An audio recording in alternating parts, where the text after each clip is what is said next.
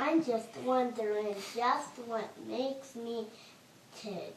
How does a steam locomotive work? Let me show you. Behind the steam engine is the tender, which holds the coal and water, even putting it in the engine. There are two people in the cab of the engine, the engineer and the fireman. While the engineer makes sure everything is running right, the fireman shovels coal into the firebox in the back of the locomotive.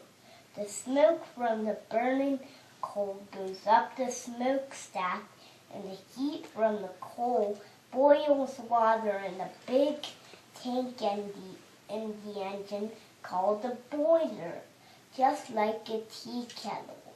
And what happens to a tea kettle when it gets hot? Steam. That's right.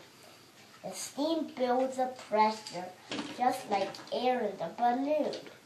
That pressure pushes a piston in the front of the engine, and that piston is connected to a number of rods. These rods are connected to the driving wheels. The steam pushes the piston. A piston pushes the rods push the driving wheels, and what do you know? The engine moves forward.